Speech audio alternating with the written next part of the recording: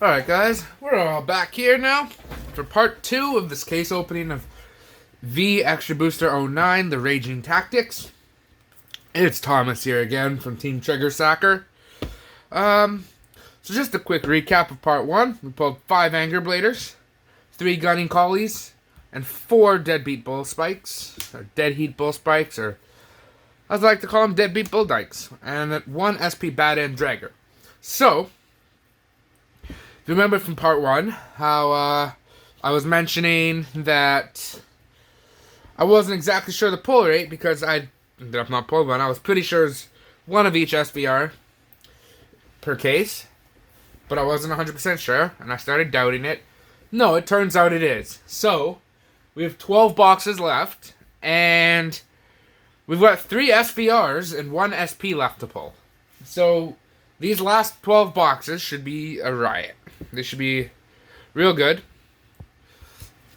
Just a quick recap. These are the triple rares. I mean, there's only 6 triple rares in the whole set. You're going to get 8 of each. So, I mean, it's not really a huge count. There's, I think, what is it? 12, 15? Yeah. 9. Only 9 double rares. So that means 3 for each clan. Triple rares are 2 for each clan. But does that mean I'll get 12?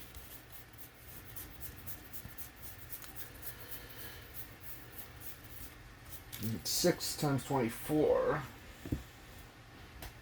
Or 6. 24, 2 times 24, 48. Divided by 6. Is 8. So yeah, it's 8 triple rares of each, and I think 6 of each double rare. Or no, it's 8 of each. You get 8 Vanguard rares of each, 8 of each triple rare, 8 of each double rare in the box, or in the case rather. So it's very, very good for that. You're guaranteed 2 play sets of every single card in the set. So 2 full decks.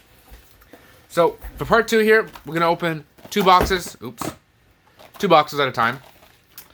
Yeah. Let's get it going. What's actually really funny is part 1. I'm so thankful I cut it into 2 parts because for some reason my phone went back to storing in internal storage instead of the SD card. And literally right after I ended the video, or as I was saying, bye, I'll see you in part 2, it cut off because I ran out of storage space on my internal storage. And I was confused. I was like, what the hell is going on here? Went and checked. It was saved to internal storage. I got it all fixed, so we can go longer with part 2, but I'm not going to. But we'll have everything up. We'll get it going. Once it's up on YouTube, I will also upload it to Google Drive. That way I can delete it off my phone, and I think that's what I'm going to do with everything. I can just delete off my phone, have it in Google Drive. Since Google Drive is stored in the cloud, doesn't use any space on my phone. And that way, I can keep all my old videos saved, but still have space on my phone to actually use it. Although, this phone I might still use for recording for some stuff later. Like, if I go out and I want to record in a shop, I might just set up my phone instead of bringing an actual card. Or instead of bringing an actual camera, rather. Because, it's just so much money to bring around, right? And a lot of stuff to set up. But I'm getting a new phone soon. Mine kind of broke a little. It's got lines going through it on the bottom. Long story. Fuck it. I'll tell it to you. So, a few nights, was it? Yeah, I think 2 nights ago it was. I was taking a shower, listening to music, but it was late, so I didn't want to have my speaker on. People gotta work. And, so I turned the speaker off, bring the phone into the shower with me to put it, and I put it in between the 2 panes of glass in the shower. It's there most of the time. This song comes on I don't really like. I'm like, alright, I'll change the song. Gotta change the song, put it back. Must not have put it back far enough in between the glass, because it fell. Landed in the water. It was soaked. Now, phone's mostly waterproof. Well, it's waterproof. Now it's mostly waterproof because I cracked the back about a year ago or so. Yeah, so I cracked the back. Oh, another anger blader. 6. That's wild. But yeah, so cracked the back a while ago. But anyways, it's all fine. Got the case on. It's waterproof. No water damage really. But the USB port is wet, so I can't charge it. I try. It's not charging. I'm like, fuck. That's some bullshit. I'll wait till the morning. The morning, it's still not charging. I take my charger to work, but just in case, because my phone's at like 20%, I borrow my dad's wireless charger, his charging pad. So I charge it at work, because I try plugging it in. It's still not working. Even after lunch, around 12:30, 1 p.m. Still not working. Finally, at 3 p.m. I try. It starts working. I'm like, alright, I'll put the case back on. And keep in mind, I have a thick OtterBox Defender. So, wireless charging, it does not work with the case. So, I had to take the case off. So, it's glass by itself. As I go to put the case back on, once I realize, oh, the charging port works now, the phone slips out of my hand. Lands on a little ball of metal, like tiny little piece. But it had like a little sharp edge, but it was not sharp, but like a bit pointy. Lands right on the corner of my phone as well. Chips out that complete corner of my phone. Like, all the glass is gone. Sends purple lines up the side of my phone. Now, that's not so bad, because I've got the Samsung Galaxy S10 Plus. So, the sides are curved, and you don't really need them. It doesn't, like, it's just extra. It doesn't really block the screen. So I'm like, alright, it's not bad. I restart the phone to see if the lines will still be there, if it might help, whatnot. Lines kind of go away. What's left is lines on the bottom. These bright white and green lines. They're still there. So the phone's kind of fucked. It still works perfectly fine. But yeah.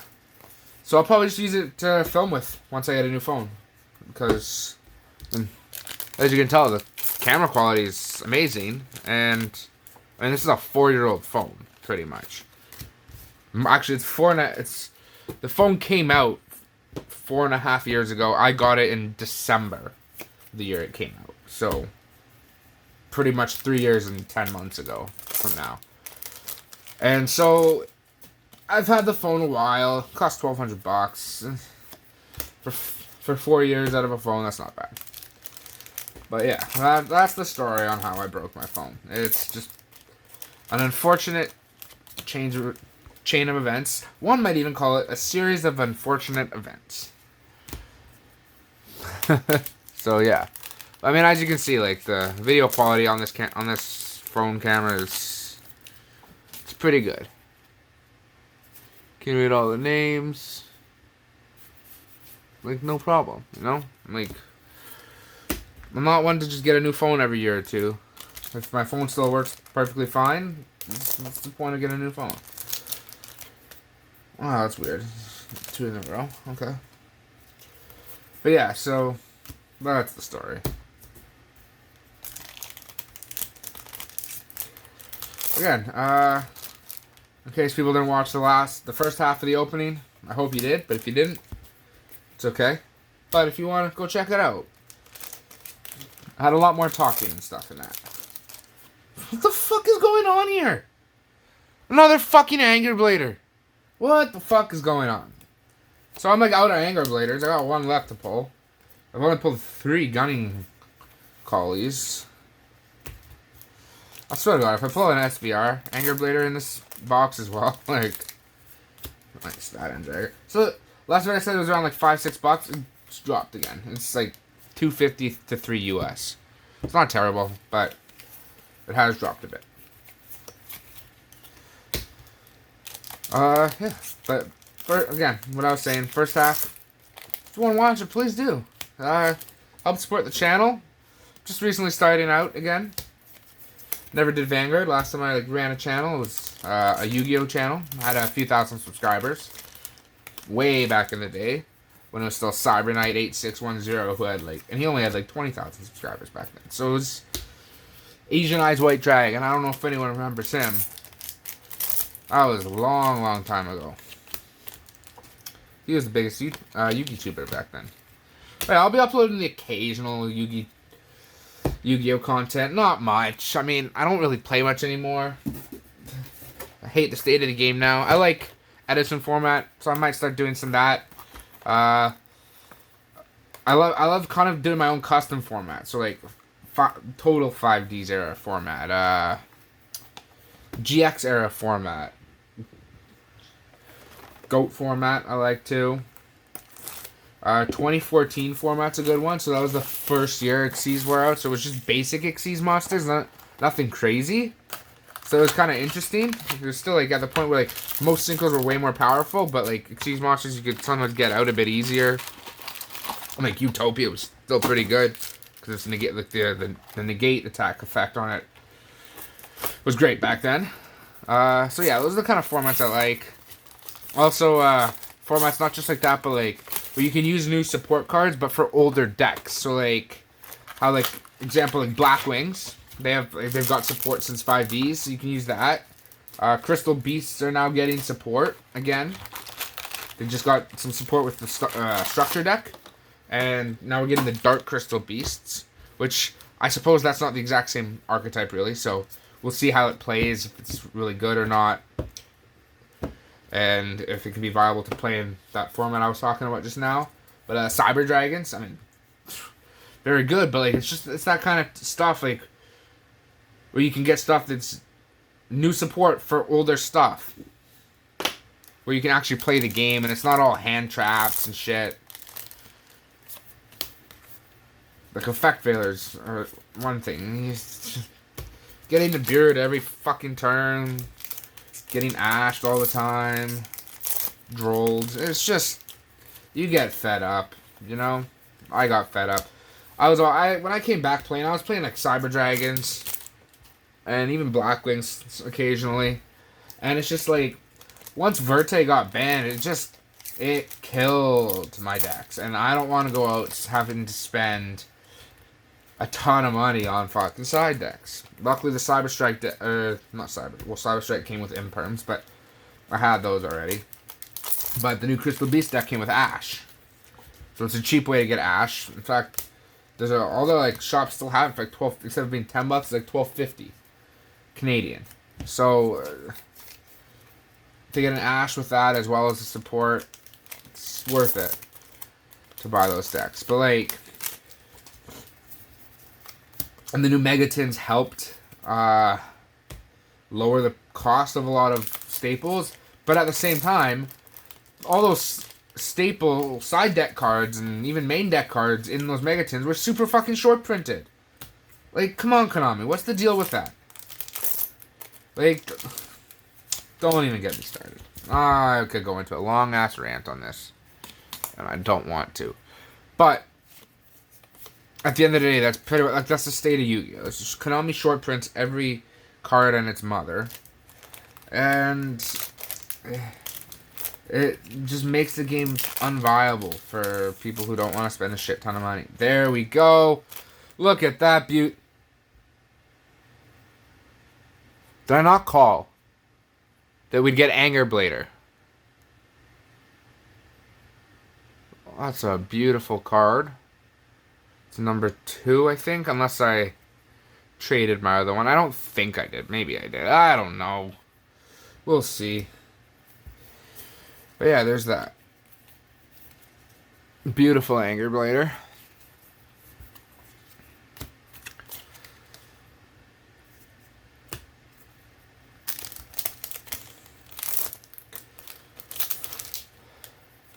But yeah, so I like Yu-Gi-Oh! But like where you can actually play. Don't even get me started on Flundries. That deck, like, I'm sorry, if you play that deck, like, you're not a good player. You're just shit. You just use that because it's guaranteed to win. Like, I don't get how you can play a card game, but play it in a way that you can't actually play it. Like, you should be playing card games, trading card games and such, to have fun, not just to win. if there's a deck that's really good, gives you a great chance at winning, but it's also fun, fucking play it. But don't be playing stuff that completely stop your opponent from playing. Like Link Joker, Order Colony, and Vanguard, just to name a couple examples. It's just, have fun. Let your opponents have fun. I'd rather lose a hard-fought, fun match in a regional final, or in just a shop tournament. I'd rather, well, say it's a regional final. I'd rather lose a hard-fought match to a good thing than win as a person than win like a tournament as a person playing Link Joker, playing Order Colony, playing decks that just you can't do anything. Nightmare Dolls, for instance, in Premium. I mean, I'm probably gonna lose a lot of folks on this, but like, come on. I played a guy 8 attacks from I think it was Alice or something. I don't know. It was 8 attacks, I think, from Alice. Don't remember the exact date. I tried to push it out of my mind, to be honest. It was 8 attacks from one card. The card had over 70k power. I mean, how the hell do you play against that? You can't. There's no amount of shield that can stop that. And so, it's like, just play to have fun, guys. Don't prevent your opponent from even being able to really do anything. Go back and forth. That's what makes Vanguard so great.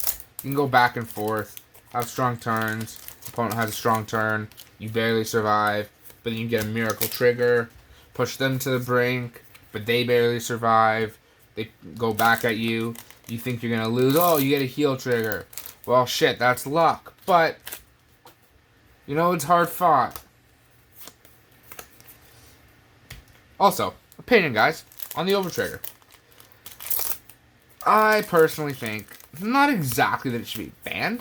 It should have 10k power. That's it. 10k power. No 100 million. 10k power if you keep it, but that's the only way I can see it actually being like a fair thing that you can defend against. Because you can defend to predict against a trigger. 10k power. You can defend to predict against that. You cannot, unless you have a PG, but if you don't have a PG, you cannot defend an OT. No matter what you guard with, especially like if it's endgame, you guard, they pull that OT, and you didn't PG, GG's. Or if you PG'd the Vanguard, but no PG's left, GG's. Like, in Premium, it's even worse. Imagine Nightmare Dolls. Fucking doing all those attacks with like 200 mil units. Like, it's just, I don't know. Don't get me started on this. I don't want to rant. This is supposed to be a good video. This is supposed to be fun. Let's have some fun. Got my rum and Coke. Well, Pepsi and Coke. Diet Pepsi. I'm trying to lose weight. Even though diet's awful for you. But I figure the sugars from the alcohol kind of counteract some of the bad effects. Again, white Daybreak sleeves, but they look almost like they have like a little like lilac tinge to them. They are definitely darker than the blackout sleeves, and I like that. Definitely not white.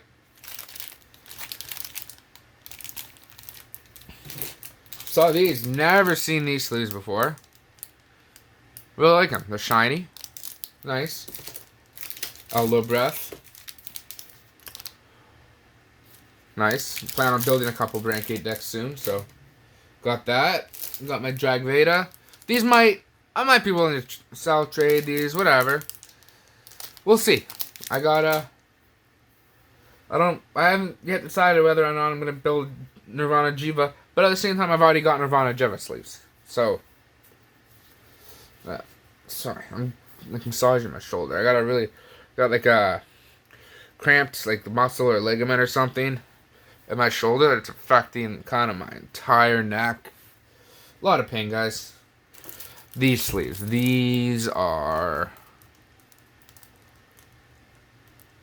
They're gorgeous. I just wish they were shiny. That's my only gripe with them.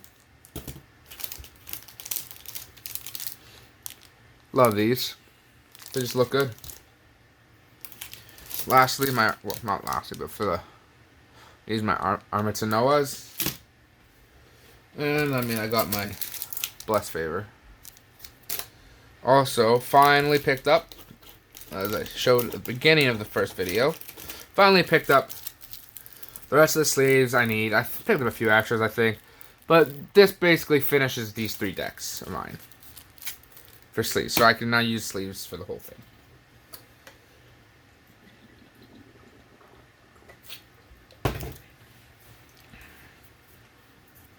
Alright, let's put these off to the side. Boom.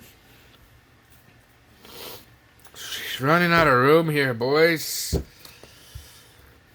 Got a lot of stuff. This table is kind of... I'll show you after. This table is just covered in Vanguard stuff. Got a bunch of playmats on the table. In a stack. Some deck boxes. But yeah, anyways, we'll go unseal these. My trusty drill bit. Sure, a lot of you don't know, my day job is a construction worker. I'm a carpenter. Working long hours these days. But this Friday we got off since it's a long weekend. We got a half day. So we only work till 12:30 today. So, and it's 5 minutes from one of my local card shops. The one I usually play at for tournaments. And the one that I ordered my new decks from. So... I will be making a short video just unboxing the Leonorn, Youthberk, and Jeweled trial decks. Do a quick little review of them, my thoughts on them. I do wish you could still get SPs and trial decks with these, but alas, you can't.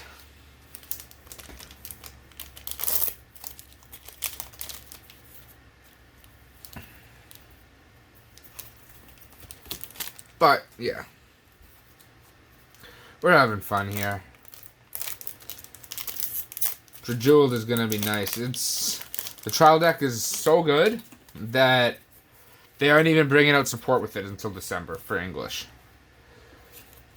That's how good it is. It has enough support that it can be played right now.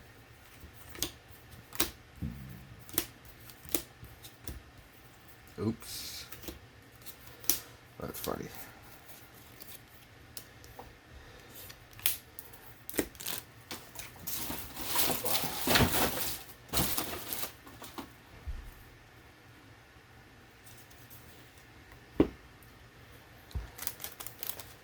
Yeah, we got a lot of stuff here.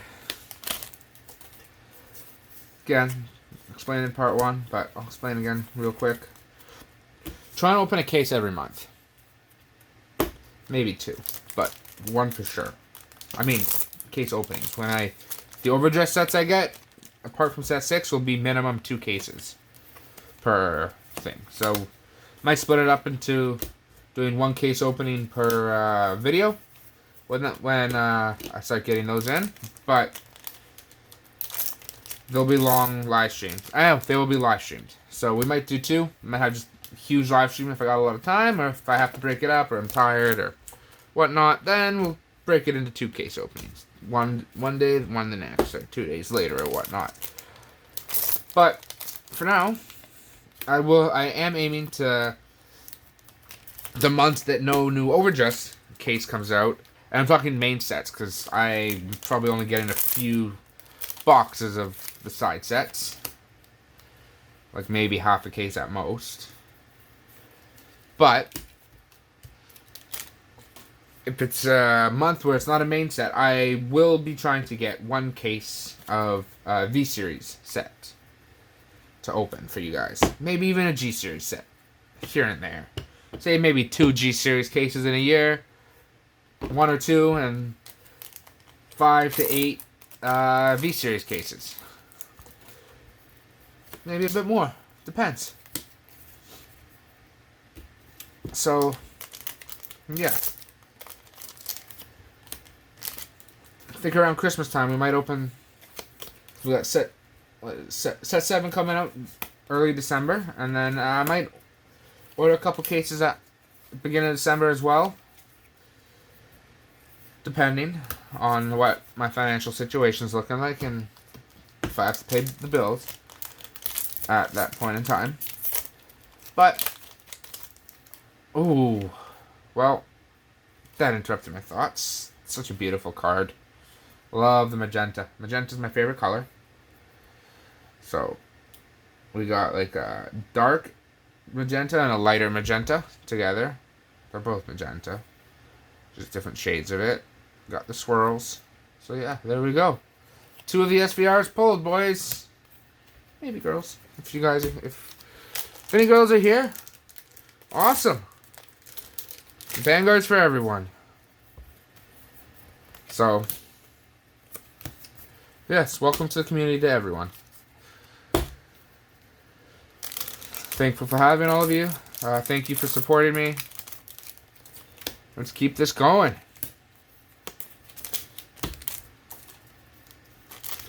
Wish it was live streamed. Yeah, we can just chat, talk, ask me questions about myself, what I do, about cards. But yeah. If you're in the Discord server, hit me up on Discord for any cards you might need. I will definitely be doing a binder video on here. It's I've got 1, 2, 3, 4, 5, 6, 7, 8, 9, 10, 11, 12. I think 13 like 13 binders that are like double rare and up. 2 binders that are like SP / Vanguard rare / SSR. So yeah, I got a lot of binders, so it'll be a lot easier to do it in a video. Then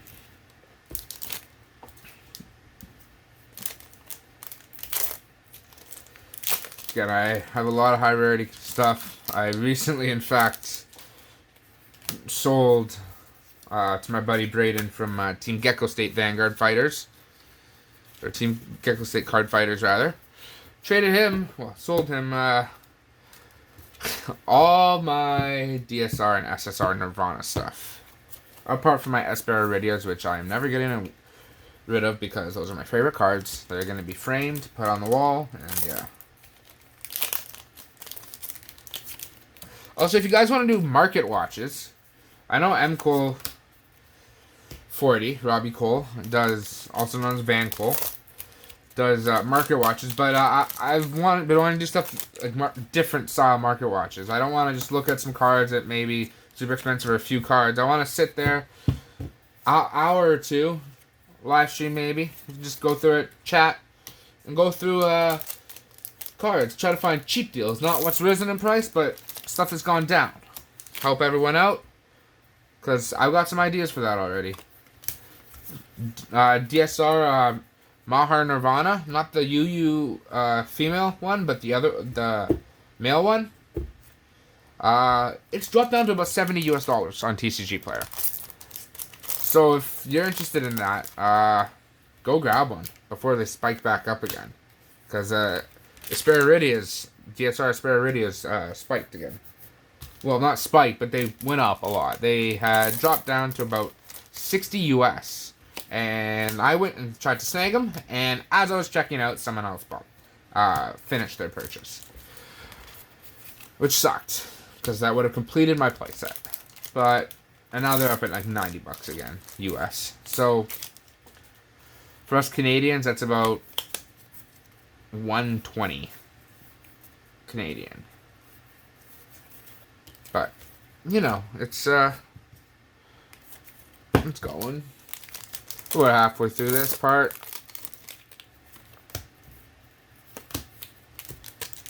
Chatting a lot more, I think, in this, or a bit more. Just taking it a bit slow at some points.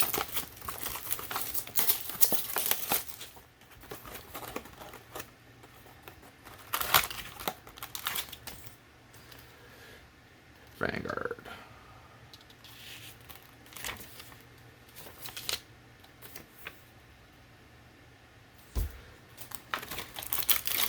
Oh. I have to finish watching the anime. I don't even know if they ever played when the cards were actual V-Series, if the V-Series was just really a reboot for the actual physical game. So, we'd have to see. But, let me know. I've been wanting to watch it if it has. Don't have a shit ton to watch lately. So.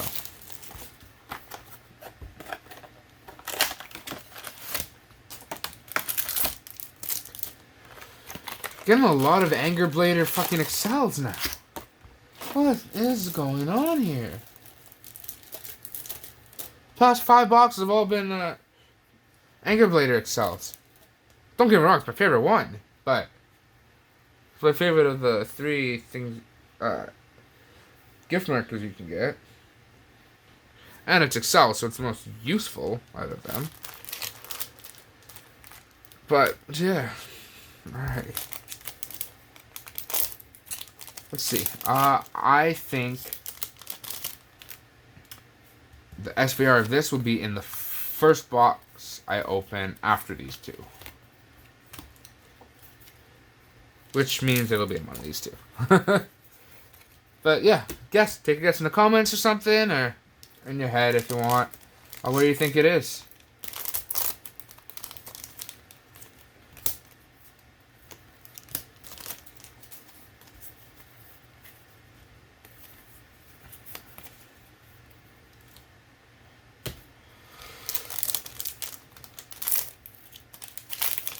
Yeah, some of these cards have dropped in value again lately. They went up, and dropped again. Like, Deadbeat Bolt Spike Vanguard is the most expensive Vanguard in the set now, which is odd.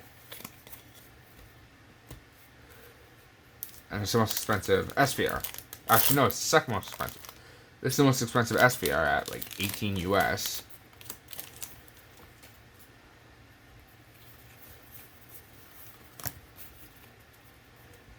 Like 12 US, but the regular Vanguard, that's like 9 US. The regular Vanguard is like 5 US for Anger Blader. So it's kind of all over the place. And clearly people aren't collabing on and like talking about where the market's at there. Nice Dark Rex. That's what I like to see.